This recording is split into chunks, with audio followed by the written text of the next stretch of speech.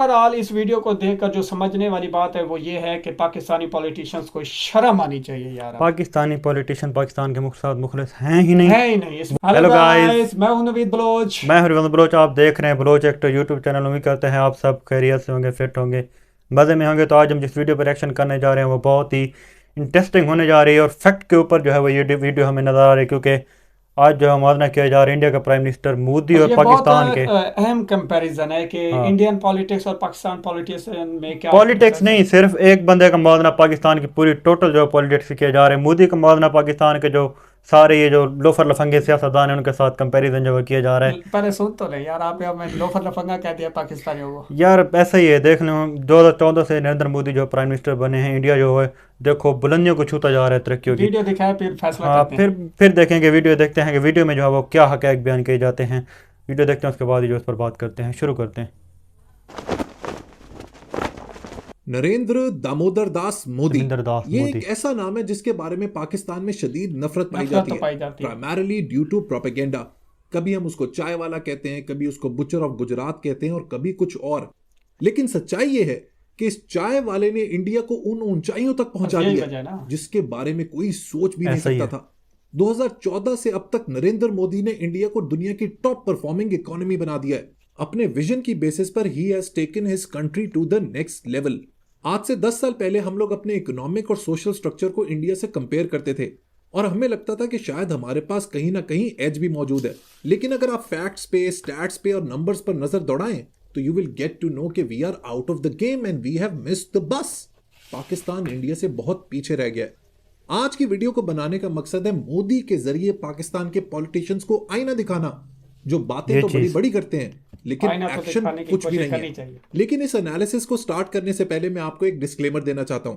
मैंने पिछले 4-5 साल में बार बार आपको एक चीज सिखाई है और वो है रैशनैलिटी ऑफ थॉट, मंतक यानी logic, objectivity and belief in facts only. Almost हर दूसरी वीडियो में मेरा आपको ये मैसेज होता है कि जिंगोइज्म पे, बयानबाजी पे, रेटरिक पे और रैंटिंग में बिलीव ना किया करें। जब भी आपके सामने कोई इशू आए तो उसको ऑब्जेक्टिवली एनालाइज एनालाइज किया करना करें चाहिए। विदाउट एनी बायस, चाहे वो आपका दुश्मन हो या ऐसा ही दोस्त। है। आज की वीडियो का मकसद है नरेंद्र मोदी की परफॉर्मेंस का एनालिसिस करना। आई डोंट केयर उसके बारे में नवाज शरीफ, इमरान खान, जरदारी या बिलावल क्या सोचते हैं। सियासी पॉइंट याद स्कोरिंग और रखिए कुछ कि नहीं। जब तक हम लोग फैक्ट बेस्ड एनालिसिस सही नहीं कह रहे हैं। करेंगे हम लोग कभी भी अपने फेलियर से नहीं सीख ऐसा ही है। सकेंगे। With that let's get started. Book book बड़ी। बड़ी। आप ये बात सुन के हैरान हो जाएंगे कि 1990 के एंड तक पाकिस्तान की इकोनॉमी इंडिया से काफी बेहतर थी। लेकिन 1991 में इंडिया के थिंक टैंक ने कंसेंसस के साथ एक बहुत बड़ा डिसीजन लिया और वो था इंडिया की इकोनॉमी को लिबरलाइज करने का, दुनिया के लिए खोलने का। इस डिसीजन ने इंडिया के लिए गेम चेंज करके रख दिया। उन्होंने मेजर पॉलिसी चेंजेस किए, अपनी मईशत को दुनिया के लिए ओपन किया, फॉरेन इन्वेस्टमेंट को अट्रैक्ट किया और अपनी ह्यूमन रिसोर्स के ऊपर इन्वेस्ट किया और उसका नतीजा आज आपके सामने है। अब इस थॉट को दोस्तों आपने पकड़ कर रखना है, याद रखना है, क्योंकि वीडियो के लास्ट में मैं आपको बताऊंगा कि क्यों पाकिस्तान की जो आज की सिचुएशन है वो 1991 वाले इंडिया से मिलती जुलती है and how can we make the best use of it. Coming back to Modi, तो मोदी साहब 2014 में आए थे पावर में with the promise to turn India around. अब जो स्टैट्स मैं आपके सामने रखने वाला हूं ना, उसके बाद आपको खुद अंदाजा हो जाएगा कि इज ही सक्सेसफुल और नॉट। सबसे पहले देख लेते हैं जीडीपी को। दोस्तों कभी भी आपने किसी मुल्क को देखना है ना कि वो कामयाब है या नहीं, तो आपने उसका ग्रॉस डोमेस्टिक प्रोडक्ट यानी कि जीडीपी देखना है। जीडीपी होता है एक मुल्क में पैदा होने वाली तमाम गुड्स और सर्विसेज की डॉलर वैल्यू। तो 2014 में जब मोदी गवर्नमेंट में आए उस वक्त इंडिया का जीडीपी था 1.3 ट्रिलियन ट्रिलियन डॉलर। डॉलर्स, जो 2022 में बढ़ के हो चुका है 3.1 आधे से भी ट्रिलियन ज्यादा। डॉलर्स। दोगुना ज्यादा तरक्की यानी कि करवा दी उसने है। इकोनॉमी को डबल से भी टू ज्यादा ग्रो पॉइंट कर वन दिया पॉइंट है। थ्री से। This is absolutely amazing. अब यहां पर कभी कभी मैं पाकिस्तान का भी कंपैरिजन करता रहूंगा ताकि आपको नंबर्स की सेंस मिलती रहे। तो अगर पाकिस्तान का जीडीपी देखें 2014 में तो वो था वर्डिंग बहुत अच्छी 244 यूज यानी कर कि रहे हैं, सेंस 244 ये वो। बिलियन डॉलर्स और 2022 का रिपोर्टेड नंबर था 376 बिलियन डॉलर्स। सो 2014 से पाकिस्तान की ग्रोथ परसेंटेज रही 54%, जबकि इंडिया की ग्रोथ ये चीज। परसेंटेज रही 138%। अब दोस्तों याद रखें कि जब भी किसी भी मुल्क का जीडीपी बढ़ता है तो लोगों की डिस्पोजेबल इनकम भी बढ़ती है, उनकी सैलरी भी बढ़ती है, जितने पैसे वो महीने में कमाते हैं उसमें इंक्रीज होता है, जिसको कहते हैं पर GDP capita. Per capita. Capita. 2014 में इंडिया का जीडीपी पर कैपिटा था $965 यानी कि $965, जिसको अगेन 2022 तक मोदी ने डबल से भी ज्यादा कर दिया। करंटली इंडिया का जीडीपी पर कैपिटा है $2256। इसका सीधा सीधा मतलब यह है कि अगर 2014 में एक एवरेज इंडियन 50,000 रुपए कमाता था तो इस वक्त उसकी तनख्वाह है 1,16,500 रुपए। That's an increase of 133%, which is excellent. दूसरी तरफ पाकिस्तान का जीडीपी पर कैपिटा 2014 में था $1173, जो 2021 और 22 में हो गया $1505। That's an increase of 28%। कहां 28% और कहां 133%। ये जो 28% भी है ना, क्योंकि इन्फ्लेशन 40% है, तो एक्चुअली में पाकिस्तानीज की जो इनकम है वो डिक्रीज हो चुकी है। फॉरेन एक्सचेंज रिजर्व्स की बात करें तो इंडिया के 2014 में फॉरेक्स रिजर्व्स थे $303 बिलियन, जो इस वक्त हैं $578 billion. If you look at Pakistan तो हमारे 2014 में फॉरेक्स रिजर्व्स थे $15 बिलियन, जो इस वक्त कम होकर रह गए हैं $8.7 बिलियन। इसमें मैंने स्टेट बैंक और कमर्शियल बैंक्स दोनों के रिजर्व्स को ऐड कर लिया है। कहां $578 बिलियन और कहां सिर्फ $8.7 billion.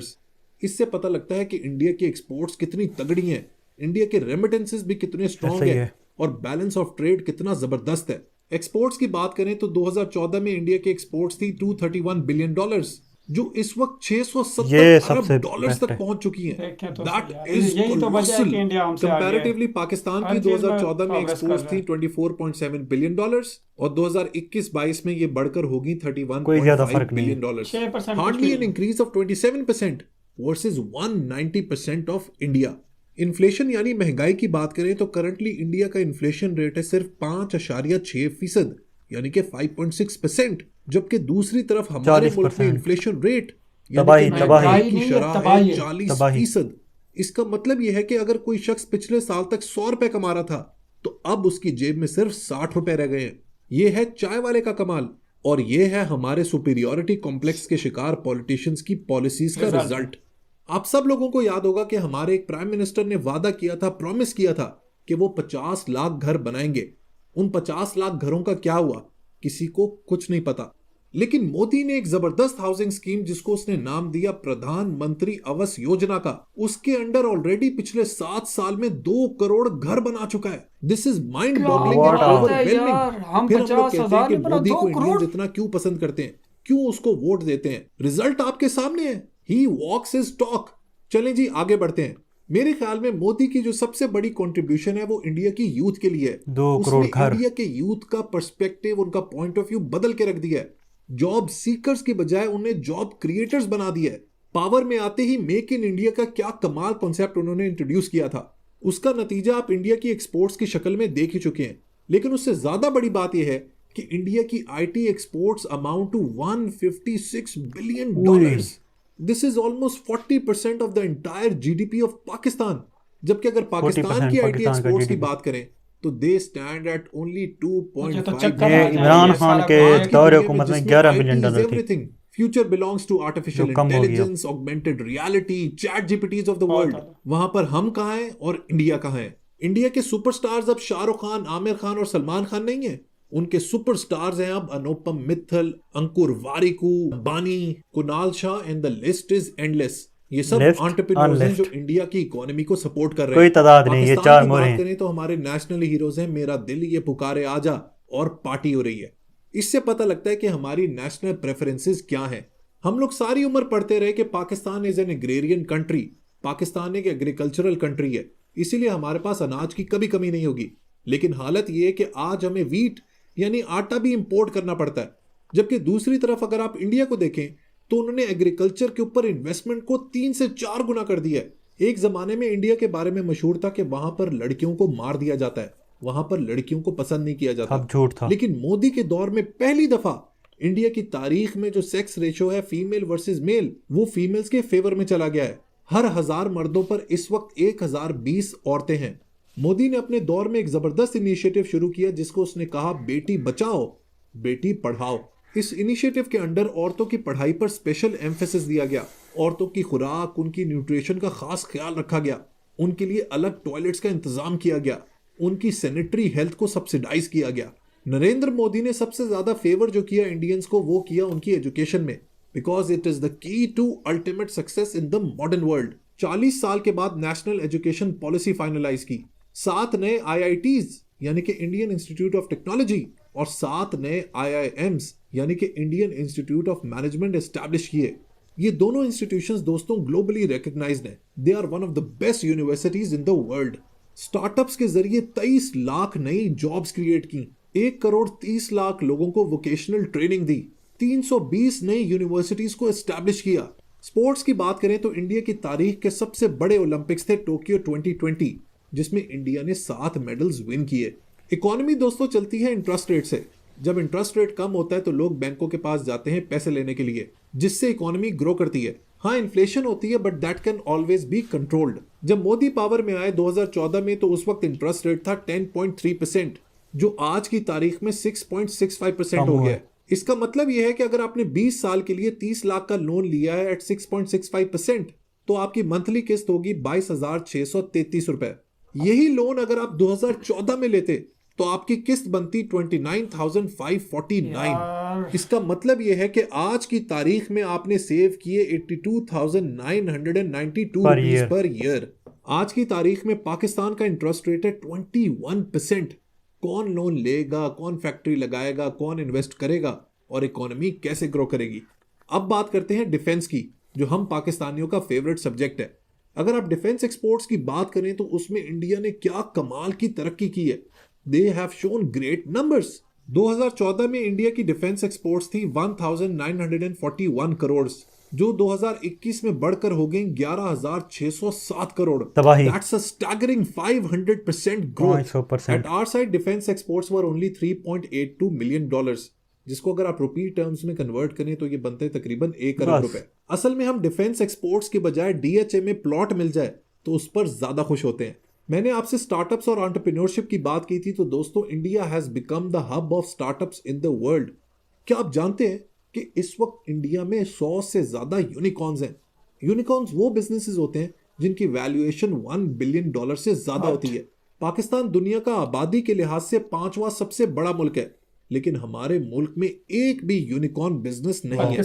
Ease of doing business की बात करें तो इंडिया का 2014 में रैंक था 142, जो कम होकर हो गया है 63।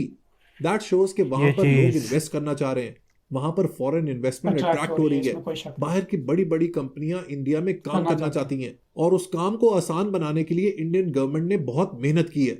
अगर इंडिया में आपने कोई नया बिजनेस स्टार्ट करना है 2014 में, तो आपको 14 अप्रूवल्स की जरूरत पड़ती थी, जो अब कम होकर सिर्फ 3 रह गई हैं। इस तरह के अगर स्टैट्स में आपको प्रेजेंट करता रहूं तो video can go on and on for hours. Reality ये है, बॉटम लाइन ये है कि आप उसको चाय वाला कहें या कुछ भी कहें, चाय वाला जिंदाबाद। Is sincere towards India and ऐसे डंडा दे के रखा हुआ इस एक शख्स ने इंडिया की पूरी मिडिल क्लास को उठा के रख दिया। इंडिया को नहीं, आज पूरी दुनिया में इंडिया के IT एक्सपर्ट्स की मांग है। Companies pay through their nose to have Indian resources on board. Google का CEO इंडियन, माइक्रोसॉफ्ट का CEO इंडियन, अडोबी का CEO इंडियन, IBM का CEO इंडियन, स्टारबक्स का CEO Indian, and the list goes on and on. India से unbiased होकर सोचा करे कि वो इंडियन प्राइम मिनिस्टर है तो अपने मुल्क के बेस्ट इंटरेस्ट में ही काम करेगा ना, और जो उसको करना चाहिए। इसी तरह जो पाकिस्तान के लीडर्स होते हैं, प्राइम मिनिस्टर्स होते हैं या मिनिस्टर्स होते हैं, they work in the interest of Pakistan and Pakistanis. Unfortunately हमारे पास कोई ऐसा शख्स आ ही नहीं सका। कौमों को बड़ी बड़ी बातें नहीं चाहिए होती, एक लीडर चाहिए होता है हु वॉक्स हिज टॉक, जो बात वो कहता है उसको करके दिखाता है। ही लीड्स थ्रू एग्जाम्पल। अब दोस्तों वीडियो के स्टार्ट में मैंने आपको बताया था कि 1991 में इंडियन इकोनॉमी की जो हालत थी वो पाकिस्तान से कैसे मिलती जुलती है।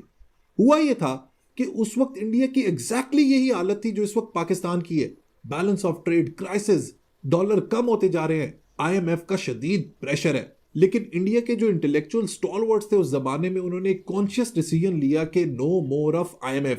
अब वो स्ट्रक्चरल रिफॉर्म्स करेंगे, अपनी इकोनॉमी को बेहतर करेंगे और सेल्फ सस्टेनेबल करेंगे, and the result is in front of you. Pakistan भी ये कर सकता है, only and only if our nation learns to pick people of high moral character. अगर हम मोदी से कुछ सीख सकते हैं तो सीख लें। याद रखें, किसी से कुछ लर्न करने में इंसान छोटा नहीं हो जाता, चाहे उसके साथ आपका कैसा भी रिलेशनशिप हो। You should be very very flexible, and that's how progressive Nations think. Video पसंद आई हो तो लाइक बटन जरूर प्रेस कीजिएगा। Until next time, let's read, learn, progress and self-actualize. जबरदस्त यार, Let's read, जबरदस्त, बहुत ही बहुत आला। इसमें कोई शक नहीं है। लेकिन जो शुरू में बात की गई कि पीएम नरेंद्र मोदी जी, जिनको चाय वाला बोलते हैं, गुज्जर, मतलब मुख्तलिफ नामों से पुकारा जाता था पाकिस्तान में। यार पाकिस्तान का जो ना एटीट्यूड है वो तंजिया है कि तंजिया मतलब भी है, लेकिन ये किसी को अप्रिशिएट नहीं करते, ये अप्रिशिएट नहीं करते हैं। इनका करते, सबसे जो बड़ा एक फेलियर है दूसरे ना, की टांग खींचते हैं। टांग खींचते रहते। कोई अगर अच्छा काम कर रहा है तो उस पर नेगेटिव पहलू निकालेंगे, पॉजिटिव तो निकालते नहीं और है ये। 10 साल पहले वो कह रहे हैं कि पाकिस्तान की जो इकोनॉमी की पोजीशन थी, यानी 2012-13 से 15 के दरमियान, तो वैसे भी हमारा जो प्रोग्रेस थी वो यानी कि जो हमारी 6 पॉइंट कुछ हमारे वो थी, ग्रोथ थी। तो अब हमारी ग्रोथ ज़ीरो में चली गई है। इसमें कोई शक नहीं है कि इंडिया को संवारने में इंडिया ने 1990 से काम शुरू किया है। और नरेंद्र मोदी जी ने पता है क्या किया? नरेंद्र मोदी जी ने आके उस नए दौर का आगाज किया है जिसे कहते हैं स्मार्ट इंडिया। आग लगी हुई थी, नरेंद्र मोदी ने सिंपल सा आके उस पर तेल छिड़क दिया। यानी ऐसा मेहनत ही को है, मजीद मेहनत में मेहनत बदल को दिया। मजीद जो और भरपूर मेहनत में लगा एक दिया। बात जो समझ में आई और बड़ा मुझे इंस्पायर्ड हुआ हूँ कि नरेंद्र मोदी जी ने नौजवानों का कंसेप्ट चेंज कर दिया कि उन्हें सरकारी नौकरियों की बजाय क्रिएटिव जॉब पर बना दिया। कि ऐसा ही है। मतलब ये बहुत बड़ी बात है। वो यार दुनिया भर में कुछ सीईओ लग रहा है, बड़ी बड़ी कंपनीज उनको ऑफर दे जितने रही हैं सीईओज यार, हैं जिधर इंडियंस देख हैं लें। यार, क्या बात है। India very well, India very उसके गुड। अलावा जो उसने एक नारा लगाया, बेटी पढ़ाओ बेटी बचाओ, ये बहुत आला यार। बहुत आला उसका ये था। मुसलमानों का यूं समझ लें एक आइडिया था जिस पे मुसलमान अब काम नहीं कर रहे। ठीक है। हाँ ऐसा ही है बिल्कुल। और नरेंद्र मोदी जी ने साबित किया कि बात यार सिर्फ इंसानियत की होती है। इमरान खान के दौरे हुकूमत में ऐलान किया गया था कि 50 करोड़, जो 50 लाख सॉरी, हाँ। जो वो घर बना के दिया जाएगा। सिर्फ बातों तक ही महदूद रहा। नरेंद्र मोदी अब तक 2 करोड़ घर बना चुका है। 2 करोड़ घर बना चुके हैं। ये हमें पहले ही पता नहीं था। ये अब मैंने ये वीडियो में आज की वीडियो हमने देखा, हमें आज पता की चला वीडियो कि से हमें पता चला। और योजना कोई नाम से मेरे ख्याल में उसने स्कीम शुरू की थी। और बता, यहाँ पे एक बात ये भी बनती है कि हम इमरान खान को इनकलाबी लीडर समझते आ रहे थे। इनकलाबी लीडर तो मोदी जी निकले। यार आप देख लें, इंडिया की जितने भी नरेंद्र मोदी हैं अपने काम से काम रखते हैं, पाकिस्तान को तो डिस्कस करना गवार ही नहीं समझते हैं। कहते हैं कि हमारे ये टाइम वेस्ट करते हैं, टाइम वेस्ट करते हैं, टाइम इसमें वेस्ट कोई करते हैं, शक इनको तो नहीं है। डिस्कस ही नहीं करना चाहिए। और जो वीडियो का मेन थीम था वो भाई जो जिस तरह बता रहे थे कि हम आईना दिखाना चाहते हैं पाकिस्तानी पॉलिटिशियंस को। यार लुक लाइक, मैं जहाँ तक देख रहा हूँ ना, अगर अपन इंटरनेशनल लेवल देखा जाए, इंडिया इस वक्त पाकिस्तान को अपना कंपेरिजन समझता नहीं है। वो उसकी चक्कर इस वक्त चाइना के साथ है, वो चाइना को कंपेयर कर रहा है इकोनॉमिक लिहाज से भी, हर लिहाज से। पाकिस्तान को वो कहता है ये तो छोड़ो, ये तो अपने आप में गर्क है, इसको तो अपने आप को होश नहीं। भाई जान, जिस मुल्क का इन्फ्लेशन रेट 40% है, वो किससे क्या जंगे लड़ने का? किसी से क्या वो खुद भूख से मर रहा है, उसको क्या जरूरत है जान इसमें से कोई लड़ने शक की? नहीं है। 2050 तक इंडिया ने एक क्लेम कर दिया है कि वो दुनिया की सेकंड लार्जेस्ट इकोनॉमी होंगे, अमेरिका को compete कर जाएंगे। ये है टारगेट इंडिया का। और पाकिस्तान का टारगेट कुछ पता ही नहीं है हमने करना क्या है। बातें सिर्फ जो असल टारगेट है वो असल पूरा कर target रहे हैं है। हर लिहाज से। अच्छा, फिर मैं वही आ जाता हूँ यार, मैं तो इमरान खान को इनकलाबी लीडर समझ रहा था। इनकलाबी लीडर तो मोदी जी निकले। यार लेकिन अब बातें करने और काम करने में जमीन बड़ा का फर्क फर्क है होता है। इसमें, इमरान कोई खान सिर्फ बातें कर सकता है, मोदी काम करके दिखाता है। 2014 में आए नरेंद्र मोदी जी, ठीक है। 2015 में उन्होंने स्मार्ट इंडिया का कंसेप्ट दे दिया, बेटी बचाओ बेटी पढ़ाओ का कंसेप्ट दे दिया, 2 करोड़ घर बनाने का कंसेप्ट दे दिया। और सारे काम जो यार concept एक्सपोर्ट दिए, उन पे 100% वर्किंग करके दिखाई है। एक्सपोर्ट कितनी बढ़ा दी है देखो, उसके आने से पहले कितनी थी,